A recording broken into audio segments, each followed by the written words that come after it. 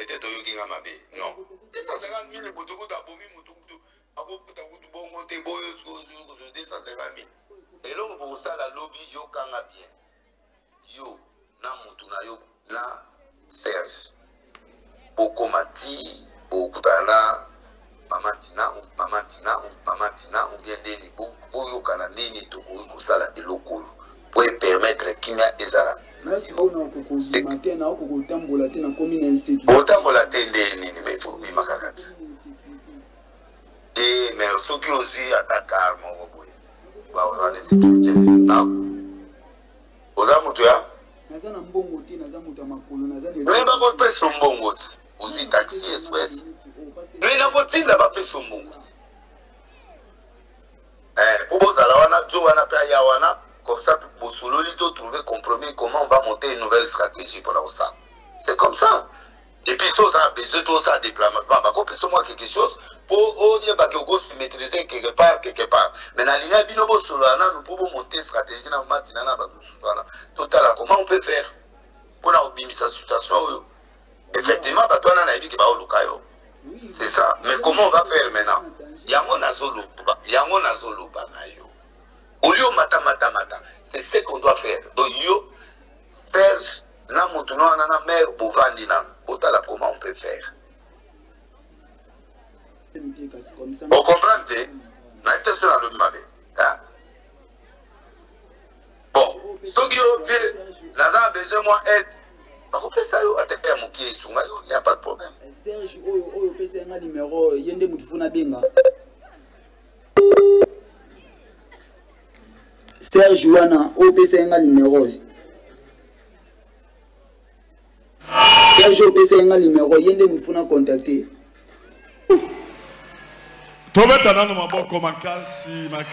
Nous pouvons acclamer fortement.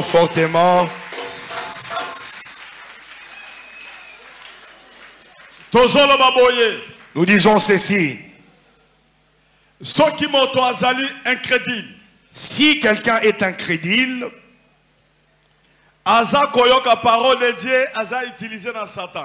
il entend, il écoute la parole de Dieu, mais il est utilisé par les diables.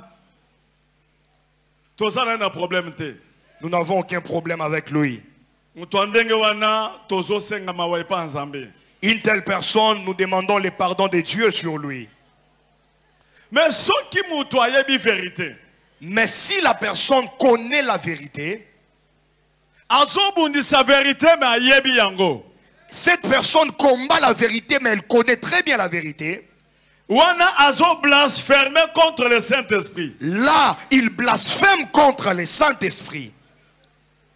Et péché n'a jamais impardonnable. Impardonnable. Et son péché ne sera jamais pardonnable, mais son péché sera impardonnable.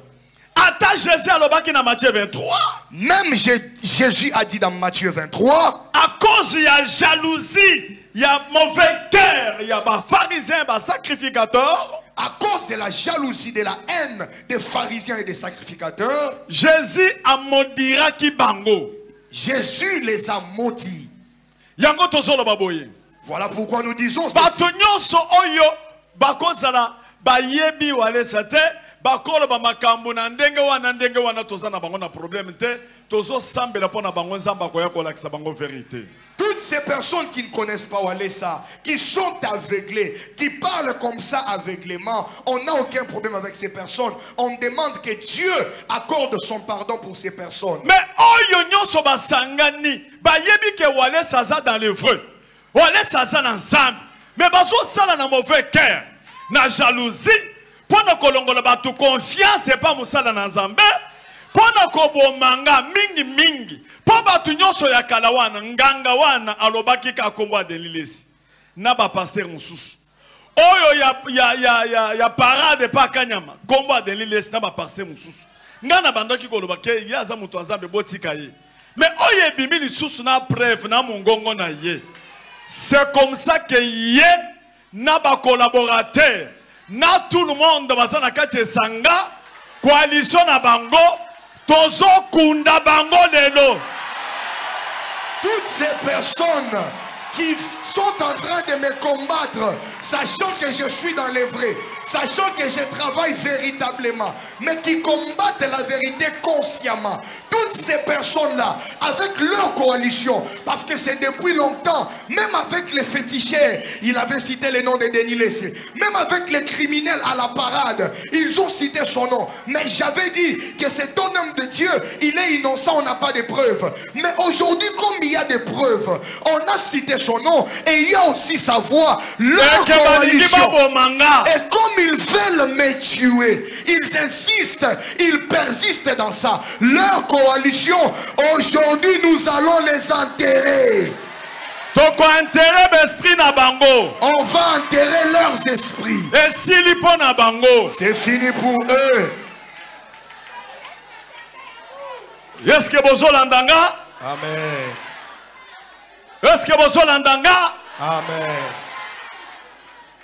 Yangonde nasala kocha kobenga mwana ya wenze tozwaki ye na campagne na biso ya triomphal ayake pa nanga zole la siliki alobinga mwana ya wenze olokotanga na pota na zola la libanda na zolumba okamatinga ochenga na ndaku na yo lelo nazo ninga na silisi na zui diplôme nazo koma licencié année prochaine nakondi makambo boyete nazana ya liloba koloba bakocha image ya mwana wenze nazo senga mwana wezaya procureur Kamunga yepe abikaki na France na koma yepe asilikaki alobaki nazana liloba procureur tu peux monter asana liloba trop c'est trop.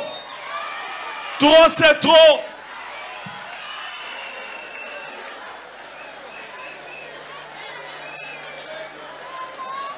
Les deux beba. Procureur Zalana Noua. Procureur Azo Moutoumine.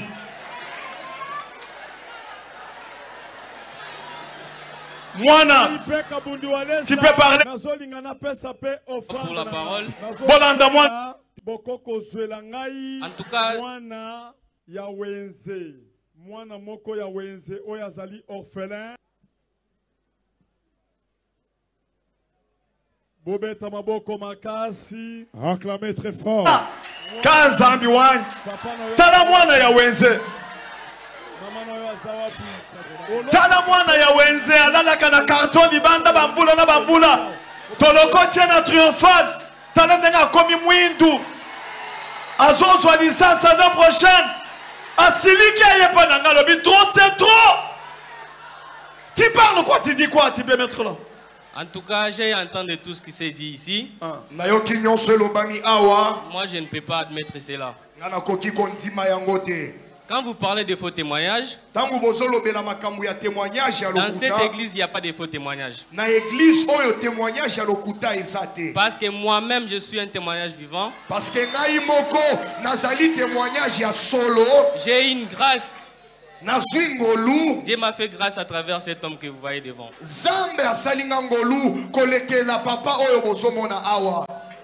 Je me promenais partout dans la ville de Kinshasa ici. Je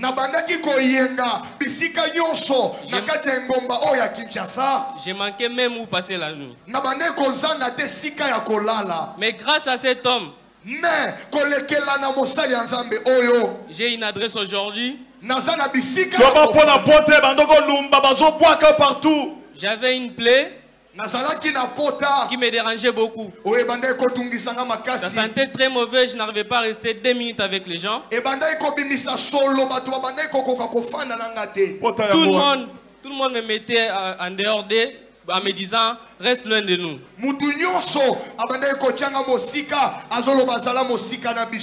J'avais pas quoi manger, j'avais pas des habits à porter.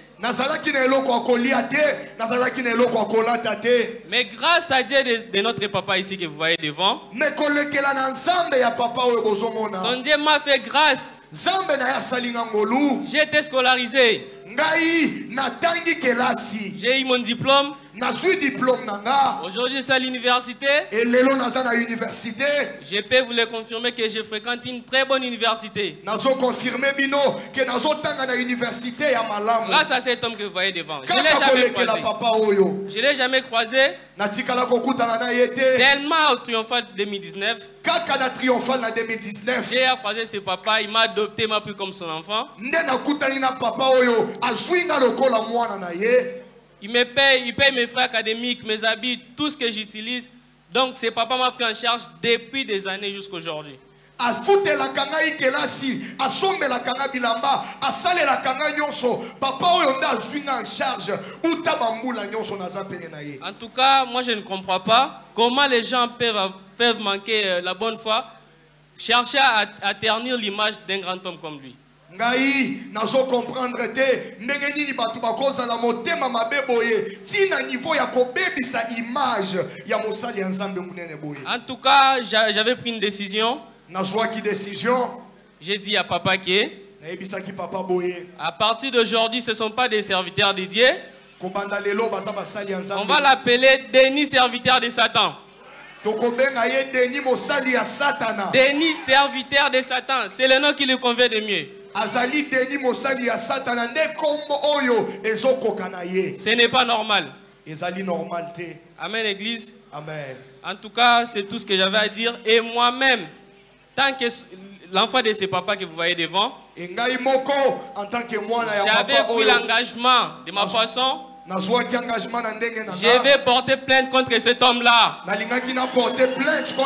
vais porter plainte contre cet homme-là. Je vais mener mes enquêtes. Ce n'est pas normal de ternir l'image d'un homme de Dieu comme lui. Procureur Kamunga, je suis indigné. En France. Je suis révolté. Écœuré que ce patrimoine national du Congo soit souillé comme ça. C'est pas possible. Cet homme, son Dieu m'a tiré de la mort. J'ai témoigné par devant vous. Plus d'une fois. Plus d'une fois. Et c'est surtout le sauvetage en hélicoptère qui fonde tout mon témoignage et le fait que je suis aujourd'hui quasiment au pied de cet homme. Un homme de mon niveau. Je suis procureur. C'est pas possible. C'est pas possible. Vous savez, les faits qui viennent d'être relatés ici sont constitutifs de 4 infractions. Je suis 4 infractions que j'ai retenues ici. Il s'agit, association des malfaiteurs. Association de malfaiteurs, tentative d'escroquerie en bande organisée. C'est honteux. Avec des gens qui portent l'étiquette ecclésiastique. Vous vous rendez compte? 3e infraction, recel de subornation de témoins. On a voulu transformer ces témoins qui deviennent des témoins à charge contre. Bref. Et puis, in fine, il y a tentative d'assassinat. C'est la première vidéo. C'est très très grave. Pourquoi? Vous vous rendez compte? Et puis, je tiens à souligner ceci.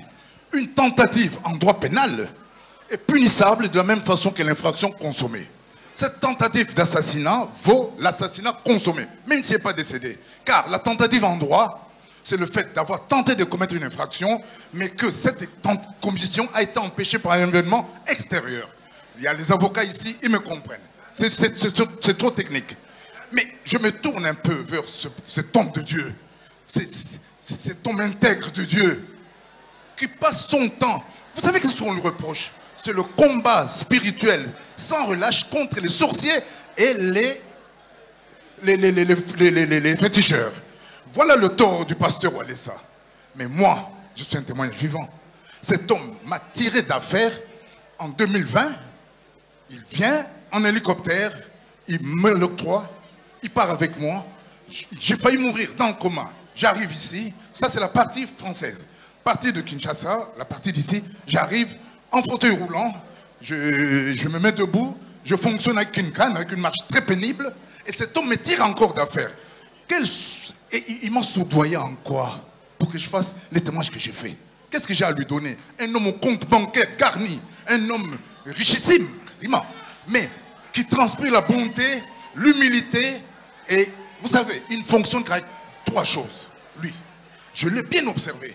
C'est un homme qui fonctionne selon la trilogie de donner. Il donne à tout le monde, y compris aux mamans qui tournent dans la rue avec des bassines de légumes. Il leur donne des 20 000 $ ici, de 20 000, 30 000. Ensuite, c'est un homme qui s'adonne. Il s'adonne à qui? À Dieu. C'est tout. Il s'adonne à Dieu. Et c'est Dieu-là, Jésus-Christ comme référence, et le Saint-Esprit comme sa boussole qui embête les gens. Le pasteur Wale, ça nous montre juste le chemin à suivre.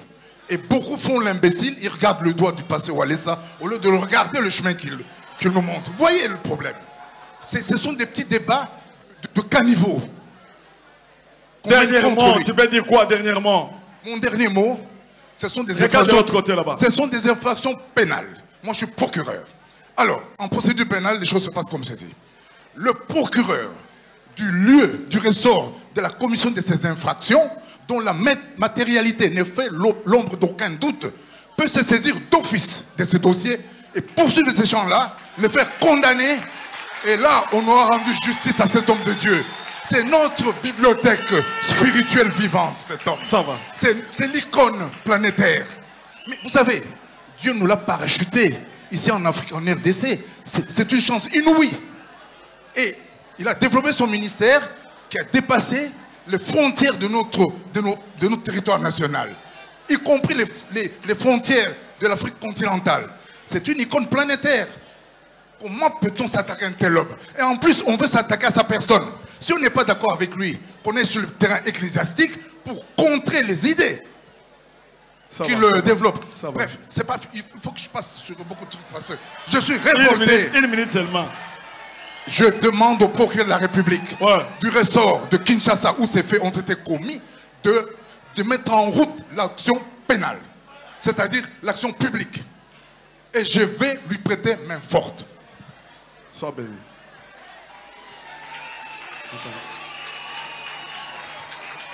Amen, amen. Amen, Église. Ouais. Comme représentant, il y a les amis de Walesa aux États-Unis. Tout le monde qui bat, tout le monde qui sakana mingi na papa oyo. Papa chaque fois ce qui biso to agir, aux autres qui savent que bon agir té. Les autres qu'on se révolté pour na ko yebisa que tozo porter plainte. Yé deni lesi muto aliboso tozo bandana ye. Na ba oyo nyonso ba cité ba kombo na bango lobami. Tozo ko banda moko na moko na oyo lekaki. Na oyo leka nyonso tozo zongela yango pona olakisa kanda na biso. En tout cas, tu as aussi une décision, papa.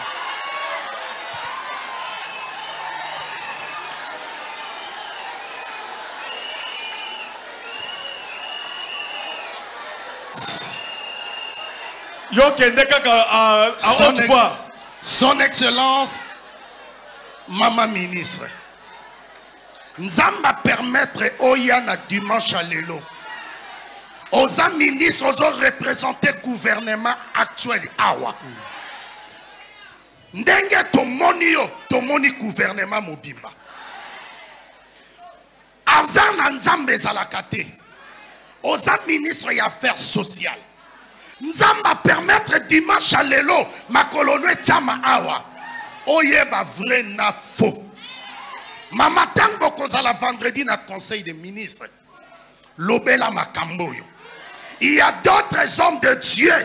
Personnellement, bomoni tout ce qui s'est passé ici. Batunyo soto bando banga denile si po azanani. Soki mutu ya denile sezana bampese. Aokuta batumsu mitu ezana ba fourmi. Na bandeli pona koloba. Soki mutu ya denile si ezana bampese. Aokuta batumusu tu ezana nini na ba fourmi. Réunion ya suka na sambela awate. Na sambela kape awate. Plus de 5 fois au ba pasteur ba okufa na Congo. Chaque fois na télé makaliboso évangéliste Kabunju Alesa a discuter kate. Alingaka tu na ngaite na yebiye to na yebiye te. na mone na butu, na mone na moi, na mone na tongo. Combo solution, il faut ça nini. Ezouama. S'il vous plaît, mon pasteur. Rendre à César qui est à César. À Dieu qui est à Dieu. Libanda ya yolo kwa mokambi. Oza papa ya famille. Tala liboke ya bana nyoso nzamba pesi au monde entier. Tika justice et réagir. Ce qui justice et réagir te. Mukolo musu ngapela hotele mana okiose lo makambu. Ba olimbisa. Mukolo musu so hotele ma ba okonsa ba osa nini. Ba olimbisa. Na senge église iboti kate. Réunion ya suka. Na sengi ministre ya communication. Étant qu'un grand communicateur. Na sengi premier ministre. Na sengi ministre à communication. Na sengi ministre à justice. Na pasteur. Na banganga wana babaya escroc. Il faut justice et ça la musala. Réunion ya souke zalaki vendredi. Na fikin. Réunion ya souke zalaki vendredi na fikin. Réunion ya souke zalaki vendredi na fikin na avion wana. Moko na bangwa signalé ngabi. Ah! Voyez, bah, personne combien ngabi. Est-ce que défendre quelqu'un qui est dans les vrais, il faut passer au mot? Non! Pour nous défendre intérêt réel. Réunion ya ndengeni nezaki na fikini. Ndo ba kona libo. Réunion ya fikini ezalaki groupe ya ba communicateur. Groupe ya ba journaliste. Groupe auto benga kabature tokez. Bazalaki nombre ya 21. Banayi koze la base wa consigne. Mais nzambe pe na yebite loko nini tinda ingai nakota wana. Dans la côte ya na mutamutlanzo sa nini. Oh, nde mutu moko ebisinga bi oh, balobi bakati po mutu akabunja le saye. Ngabi mutu akabunja le sana. Oh yo voya. Ngabi bon. Bazaki ndeni. Ngabi me yo ifalo signaler na batama. Abi toye bakipete ke yo sa nini. Okoya na justice nga personnellement na obimisa bato wana. Toi c'est toi. Bazoboni sanga pona nini nasali bango nini. Oyebi eloko moko nazotala tous les presse botalanga. Oye ko dévoiler bokonza molili. Na lobaki yango na vidéo na salaki. Olala na poto. Peut-être yo moko bosani papa. Date yo pesaka pona Covid eza date Covid esilaka. Tangu lelo biso tout osangana kilti kimeli na stade. Ba dédié mboka. Tata mokonza dédié Congo la maboko nzambe. Eza message ute pa na yo. Na yeba yo na baction ya mbujimai. S'il vous plaît, révérend, ozana babokilo. Banu ayesi banzo bota bakoko. Nyoso ezaka yotika te. Osambwe pe mingi. Lokola nzamba justifie yo, justice ya Congo pesa nini? E justifie yo. Neti ngai, ndenge na leki boye, lelo téléphone nange kolala te. Je m'en fous na tongo. Je m'en fous na midi. Je m'en fous na pourquoi. Mutosanga pelo kwa sate. Nzamba kabunjwa le sasa nzamba solo. Yango na yo comprendre loko moko mawana vie zangambo. Merci. Kokaba na yo likabo nzamba pesio ya guérison ya miracle. Trésor alinga lo bapel. Yako. Merci.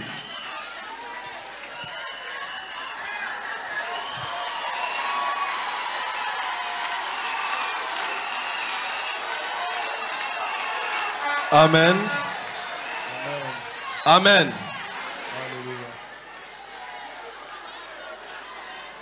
Excusez. Bolimbi Sanga. Pardonnez-moi. Est-ce que avant Naloba, pendant 30 secondes, na ndenge tozomo na papa za en vie, tout le monde a pasteur rebelle kokufa. Pasteur Mbiye Moulay a Koufi, a Tiki Bananaye, Pasteur Lukusa, oh ya Lubumbashi, akufi atiki bana na ye. Pasteur prophète Dieu de Walesa oyo bachelaki poison 3 fois.